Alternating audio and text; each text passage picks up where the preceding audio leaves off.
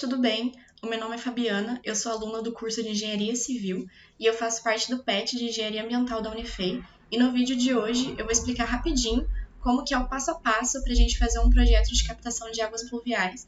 E no final eu vou mostrar um exemplo de um projeto já pronto para vocês terem uma noção um pouquinho maior de como que ele fica no final.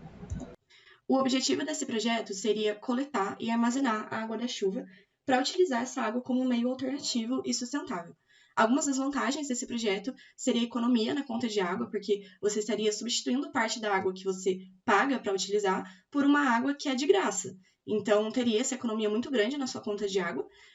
Reserva para tempos de racionamento, então, numa época de chuva, de seca, eu lembro que alguns anos atrás teve uma época de seca muito grande no Brasil e alguns prefeitos eles decidiram fazer um racionamento. Então, durante algumas horas do dia, algumas casas ficaram sem água para ter essa economia de água, porque não estava chovendo. E nesse caso, se você tivesse um projeto de captação, você teria uma quantidade de água reserva ali e você não ficaria sem água. Então, é uma boa segurança, né, para ter essa reserva de água. Sustentabilidade, porque você estaria reutilizando essa água, maior valorização do imóvel, então uma casa com projeto de captação, ela vale mais, ela custa mais, e redução de enchentes, porque essa água, ela não vai para os sistemas de drenagem das vias urbanas, você utiliza ela na sua casa, então isso ajuda a não sobrecarregar esse sistema de drenagem. Algumas pesquisas mostram que a captação pluvial ela pode reduzir em até 50% a conta de água, então é uma economia muito grande. Vale ressaltar que essa água que a gente utiliza da captação, ela não tem o objetivo de substituir a água normal que a gente recebe da Copasa. Ela é só realmente um reservatório, ela é para utilizar em usos secundários. Então, esse valor nunca vai chegar em 100%, porque é realmente só uma alternativa de economizar. Então, mas é um valor muito alto, é uma economia muito grande. Então, aqui um exemplo, uma chuva normal, que é de 10 milímetros a 20 milímetros. Nessa chuva você consegue armazenar de 10 a 20 litros por metro quadrado de telhado. Então, um exemplo que, se o seu telhado tem 25 metros quadrados, então você consegue coletar até 500 litros de água de chuva. Então, é uma quantidade muito, muito grande de água que você consegue utilizar de graça, sem pagar por essa água. Além disso, também, né, uma casa ela pode valer até 10 vezes mais o seu preço só de ter um projeto de captação de água pluvial. Então, esse projeto valoriza muito o preço da casa. Quais os possíveis usos dessa água? Essa água ela não é para beber. Isso é muito importante, porque no sistema de captação, a gente faz uma filtragem, vocês vão ver, eu vou mostrar depois, que a gente coloca um filtro e a gente até chega a fazer um tratamento com cloro, porém, não é o suficiente para deixar essa água potável. Essa filtragem ela é mais superficial mesmo, é só para tirar esses rejeitos que ficam suspensos na água, e o cloro ele serve para limpar realmente um pouquinho mais, mas ela não chega a ser potável. Ainda tem, né, muitos casos em que ocorre chuva ácida, que a gente não consegue transformar ela em potável, então ela não é para beber, ela é realmente para utilizar em usos secundários. E se você quiser fazer um projeto de captação para utilizar essa água para beber, aí nesse caso você teria que fazer uma estação de tratamento na sua casa. Aí é outro projeto, ele é muito mais complexo, ele é muito maior, muito mais caro, e não vamos discutir isso aqui. Mas deixar claro que essa água ela não é para beber, então usos recomendados dela seria para lavar roupa na lavanderia, na área externa, então lavar carro, lavar garagem, para regar o jardim, em irrigação mesmo grande de fazenda. Então, esses usos secundários. Então, aqui, sobre as etapas de execução do projeto, um pouquinho mais simplificado. A primeira etapa seria a análise pluviométrica da região. É muito importante a gente ter conhecimento sobre os eventos de chuva daquela região. Então, a gente tem que fazer um estudo para saber se é uma região que se chove muito, se chove pouco, quais são os meses do ano que mais chovem naquele local. Isso é importante porque assim a gente já consegue começar a fazer os cálculos do projeto, porque a maioria dos cálculos de um projeto de captação dependem do volume de água que chove naquela região. Então, a gente já consegue começar esses cálculos, a gente já consegue ter uma noção maior do dimensionamento das estruturas que fazem parte do sistema de captação, e também a gente já consegue fazer uma análise melhor sobre a viabilidade desse projeto. Depois, a gente precisa fazer uma análise da planta da casa. Aqui já surge a necessidade de fazer uma possível visita técnica. Então, a primeira coisa que a gente tem que coletar nessa visita técnica é o tamanho do telhado, porque é uma coisa muito importante, que interfere muito no projeto. Então, a gente tem que ver se é um telhado pequeno, se é um telhado grande, porque é o telhado que vai captar a água que a gente vai estar coletando.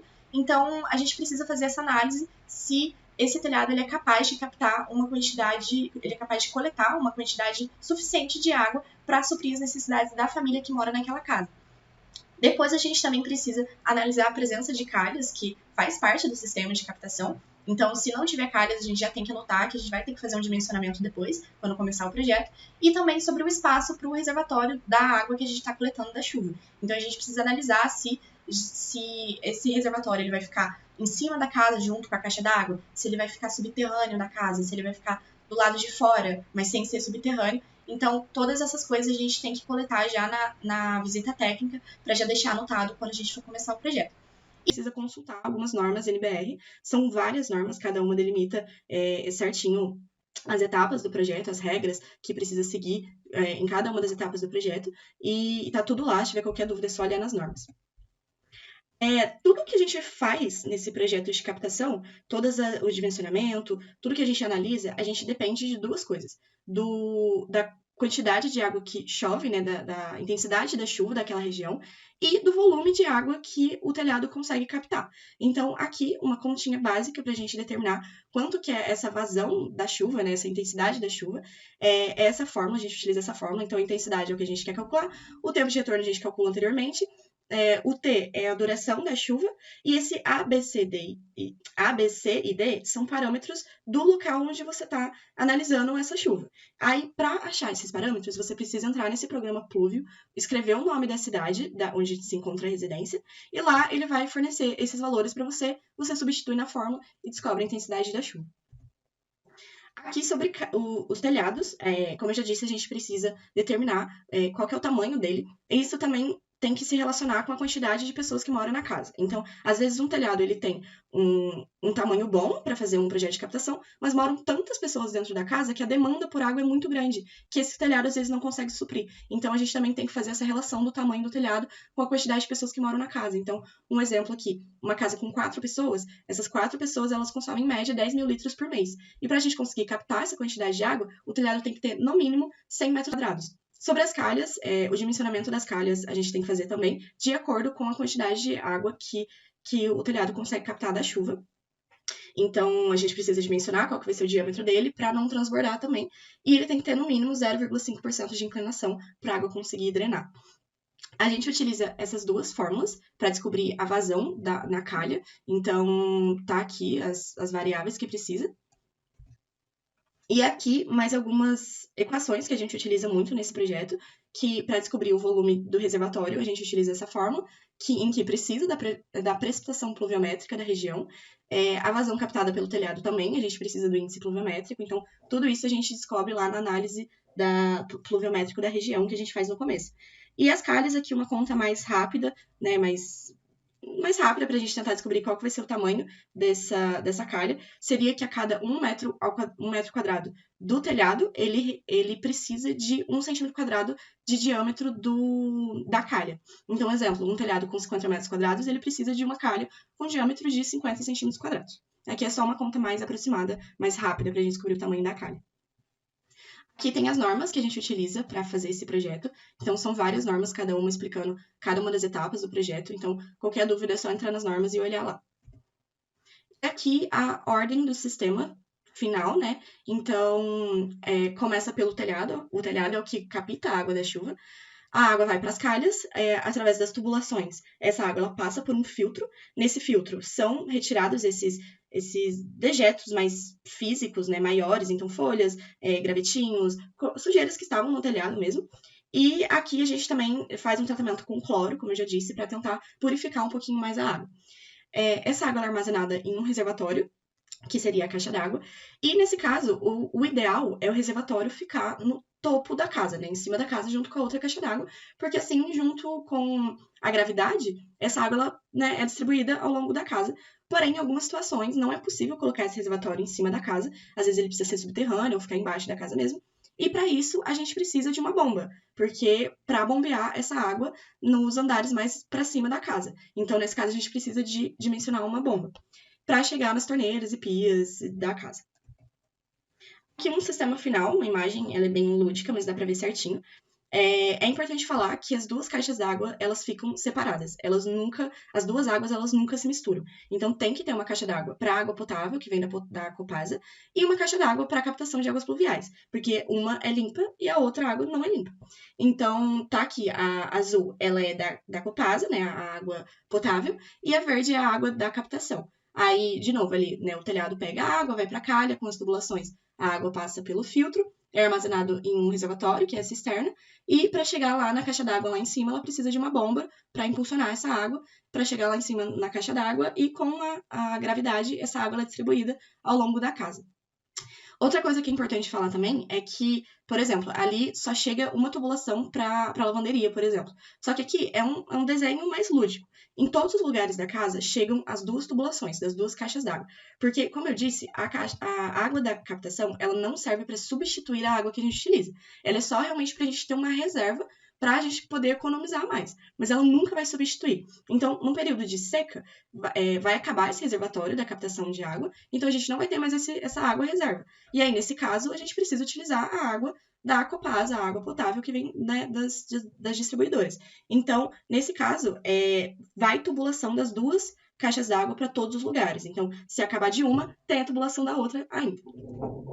Aqui tem outro desenho que mostra dois filtros. Então, primeiro passa por um filtro mais grosso para tirar sujeiras maiores, é armazenado em um reservatório, depois passa por um filtro menor em que tiram essas impurezas menores, um filtro mais fino, e depois, onde ela é armazenada, ela é desinfectada com cloro, ozônio ou raios ultravioletas, isso para luz ultravioleta, para tentar limpar um pouquinho mais essa água para ela ser distribuída pela casa. Aí aqui agora eu vou mostrar um exemplo de um projeto de captação. Então, aqui a gente tem o terreno da cliente e a casa dela fica aqui. Então, a gente faz um desenho do telhado para delimitar as áreas dos telhados e a inclinação dele também. E a gente coloca algumas cotas só para identificar o telhado. E a gente faz alguns cortes, tanto aqui quanto aqui, para delimitar onde que vai ficar a caixa d'água. Então, essa é a caixa d'água potável e essa é da captação. Aí a gente delimita algumas cotas, coloca uns tubos e faz a distribuição com as tubulações ao longo da casa. E aí, nisso, a gente precisa fazer alguns cortes para mostrar melhor em cada lado como que ele chega, como que ele se distribui ao longo da casa. Aqui em vários cortes. E aqui na planta grande, a gente mostra as tubulações, né, que passam ao redor do telhado, as calhas. E agora eu vou mostrar um exemplo de um projeto de captação. Então, aqui a gente tem o terreno da cliente e a casa dela fica aqui. Então, a gente faz um desenho do telhado para delimitar as áreas dos telhados e a inclinação dele também. E a gente coloca algumas cotas só para identificar o telhado. E a gente faz alguns cortes, tanto aqui quanto aqui, para delimitar onde que vai ficar a caixa d'água. Então, essa é a caixa d'água potável e essa é da captação. Aí a gente delimita algumas cotas, coloca uns tubos e faz a distribuição com as tubulações ao longo da casa. E aí, nisso, a gente precisa fazer alguns cortes para mostrar melhor em cada lado como que ele chega, como que ele se distribui ao longo da casa. Aqui em vários cortes. E aqui na planta grande, a gente mostra as tubulações, né, que passam ao redor do telhado, as calhas, e onde chega no reservatório da água pluvial. Aqui nesse caso tem 2 reservatórios, esse projeto, e aqui a gente precisou de uma bomba, então aqui a gente também faz um desenho para mostrar um pouquinho melhor como que ficou essa organização. E no final você entrega para o cliente essa planta, que é, né, os desenhos do AutoCAD, você entrega essa planta para ele dar para alguém para fazer esse projeto para ele. Então é isso. Eu espero que vocês tenham gostado do vídeo. Se vocês tiverem alguma dúvida, é só deixar nos comentários ou procurar alguém do PET Engenharia Ambiental. E muito obrigada pela atenção.